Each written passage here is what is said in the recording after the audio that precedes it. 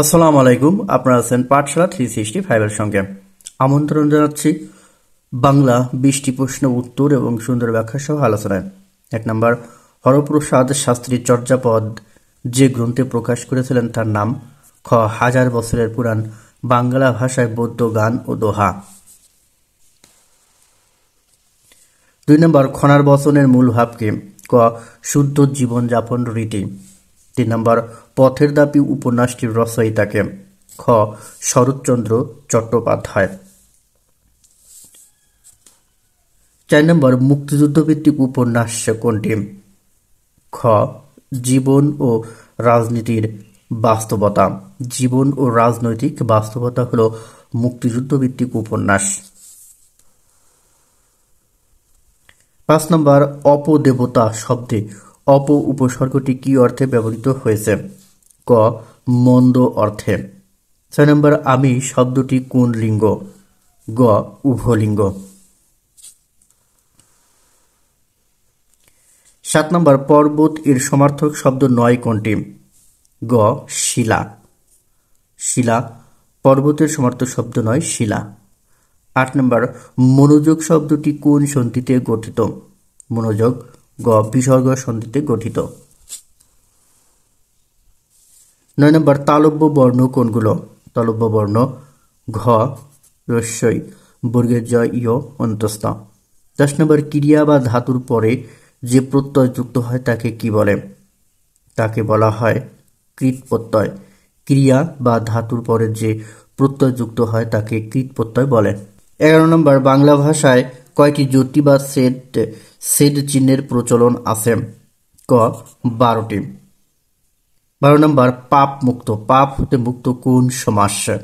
পাপ হতে মুক্ত কোন সমাস? খ. তৎপুরুষ সমাস। 3 নম্বর, মরিমরি কি সুন্দর প্রভাতের রূপ বাক্যে মরিমরি কোন শ্রেণীর অব্যয়?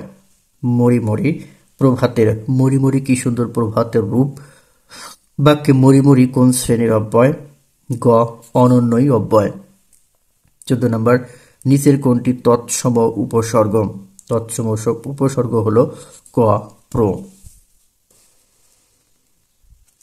15 নম্বর, পর্তুগিজ ভাষা থেকে নিম্নোক্ত কোন শব্দটি বাংলা ভাষায় আত্মীকরণ করা হয়েছে? পর্তুগিজ ভাষা থেকে গ.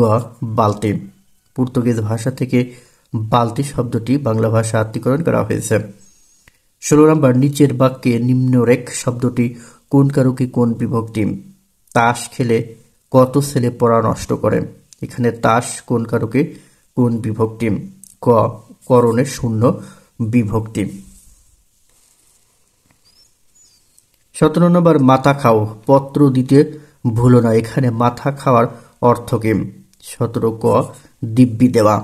18 কি করতে হবে ভেবে পায় না এই অবস্থাকে কি বলা হয়? কি করতে হবে ভেবে পায় না এই অবস্থাকে বলা হয় খ. কিংকর্তব্য বিমূঢ়। 19 নম্বর, অনুরাগ শব্দের বিপরীত শব্দ কোনটি? অনুরাগ বিরাগ। অনুরাগ বিরাগ। 20 নম্বর, নিচের শুদ্ধ বানানটি নির্দেশ করুন। শুদ্ধ বানান খ. বুদ্ধিজীবী বয়সু দয় ধয় রস্যি বর্গের জয় দীর্ঘি ভয় দীর্ঘি, দুটাতেই দীর্ঘিকার। বুদ্ধিজীবী। এবার ব্যাখ্যা সহ আলোচনা। 1. হরপ্রসাদ শাস্ত্রী চর্যাপদ যে গ্রন্থে প্রকাশ করেছিলেন তার নাম কি? হরপ্রসাদ শাস্ত্রী তার লেখা হাজার বছরের পুরাণ বাংলা ভাষায় বৌদ্ধ গান ও দোহা গ্রন্থের চর্যাপদ প্রকাশ করেন। এই গ্রন্থটি 1916 সালে বঙ্গীয় সাহিত্য পরিষদ থেকে প্রকাশিত হয়। 2 নম্বর, খনার বচনের মূল ভাব কি? খনার বচনের মূল ভাব হল শুদ্ধ জীবনযাপন রীতি। বিখ্যাত বাঙালি মহিলা জ্যোতিষী খনা রচিত খনার বচন মূলত কৃষিভিত্তিক ছড়া। 3 নম্বর, পথের দাবি উপন্যাসটির রচয়িতাকে? পথের দাবি উপন্যাসটির রচয়িতা শরৎচন্দ্র চট্টোপাধ্যায়। তার রচিত উপন্যাসগুলো মনে রাখার কৌশল: বড় দিদি ও মেজে দিদি অরক্ষিণীয়াকে নিয়ে পথের দাবিতে বিরাজ বইয়ের কাছে গেল। সেখানে দেবদাস, বিপ্রদাস ও শ্রীকান্ত ছিল। তারা সবাই এই পরিণীতা বামুনের মেয়ের চরিত্রহীন স্বামীকে পল্লী সমাজের সামনে শেষ প্রশ্ন করতে চাইল। শেষের পরিচয় বৈকুণ্ঠের উইল অনুযায়ী গৃহদাহ করল। তাহলে এখানে শরৎচন্দ্র চট্টোপাধ্যায়ের রচিত উপন্যাসগুলো হলো বড়দিদি, মেজদিদি, অরক্ষিণীয়া, পথের দাবি, বিরাজ বউ, দেবদাস, বিপ্রদাস, শ্রীকান্ত, পরিণীতা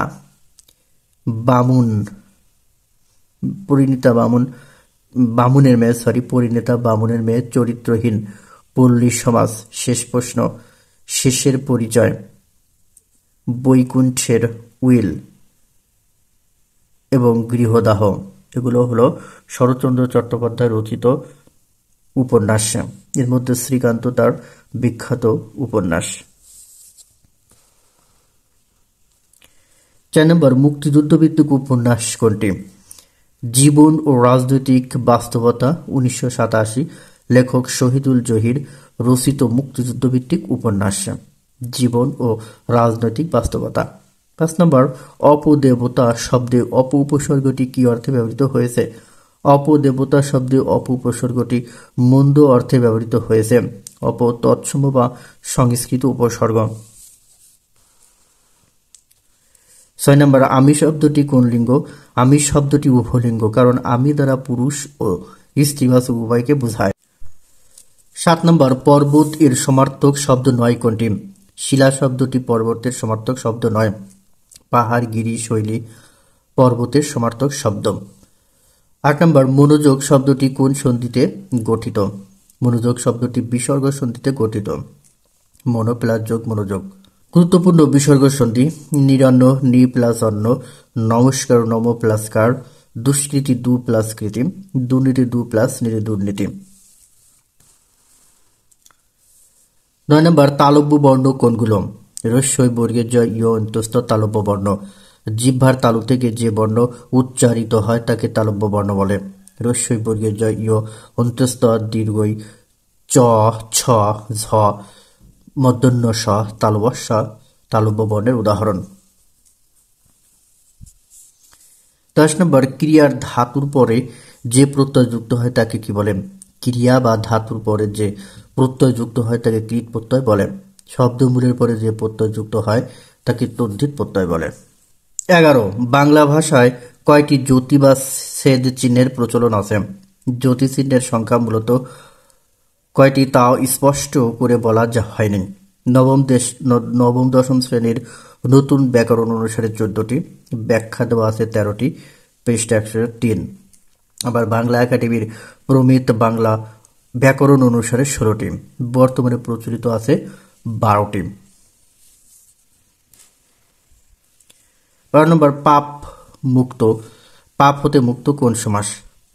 তৎপুরুষ সমাসের উদাহরণ: কোন সমাসের পরপদে মুক্ত থাকলে তা চিন্তা ছাড়াই পঞ্চমী তৎপুরুষ সমাস, যেমন জেল মুক্ত, জেল থেকে মুক্ত ইত্যাদি। এখানে মুক্ত শব্দটি থাকলে সেটা সবসময় কি হবে? পঞ্চমী তৎপুরুষ সমাস হবে। 13 নম্বর, মরি মরি কি সুন্দর প্রভাতের রূপ বাক্যে মরি মরি কোন শ্রেণীর অব্যয়? অনন্যই অব্যয়। যে সকল অব্যয় বাক্যের অন্য পদের সঙ্গে কোনো সম্পর্ক না রেখে স্বাধীনভাবে নানাবিধ ভাব প্রকাশে ব্যবহৃত হয় তাদের অনন্যই অব্যয় বলে, যেমন মরি মরি, আহ, মরি মরি, হা, না ইত্যাদি। 14 নম্বর, নিচের কোনটি তৎসম উপসর্গ? পুরো তৎসম উপসর্গ। অন্যদিকে গড়, লা আরবি ভাষার উপসর্গ এবং বে ফার্সি উপসর্গ। 15 নম্বর, পর্তুগিজ ভাষা থেকে নিম্নোক্ত কোন শব্দটি বাংলা ভাষায় আত্মীকরণ করা হয়েছে? বালতি শব্দটি পর্তুগিজ ভাষা থেকে বাংলা ভাষায় আত্মীকরণ হয়েছে। এছাড়াও জানালা, কেদারা, পাউরুটি, গুদাম, চাবি, বেহালা, গির্জা, পাদ্রি শব্দগুলো পর্তুগিজ থেকে বাংলা ভাষায় আত্মীকরণ হয়েছে। 16 নম্বর, নিচের বাক্যে নিম্নরেখ শব্দটি কোন কারকে কোন বিভক্তি? তাস খেলে কত ছেলে পড়া নষ্ট করে? এখানে তাস খেলে করণের শূন্য বিভক্তির উদাহরণ। যদি দেখি শব্দটি একই সাথে খেলার নাম বা খেলার উপকরণ তাহলে প্লাস খেলার নাম এবং খেলার উপকরণ তাহলে সেটি করণকারক হবে। তাস একই সাথে খেলার নাম ও খেলার উপকরণ, তাই এটি একটি করণ কারক। 17 মাথা খাও, পত্র দিতে ভুলো না। এখানে মাথা খাওয়া অর্থ কি? মাথা খাওয়া অর্থটি দিব্যি দেওয়া। 18 কি করতে হবে ভেবে পায় না, তার এই অবস্থাকে কি বলা হয়? কিং কর্তব্য বিমূঢ়। 19 নম্বর অনুরাগ শব্দের বিপরীত শব্দ কোনটি? অনুরাগ বিরাগ। সংশয় প্রত্যয়, উর্বর অনুর্বর, আবাহন বিসর্জন, সৌম্য উগ্র, কপট স্মরণ। 20 নম্বর নিচের শুদ্ধ বানানটি নির্দেশ করুন। বুদ্ধিজীবী শব্দটি শুদ্ধ বানান নির্দেশ করে।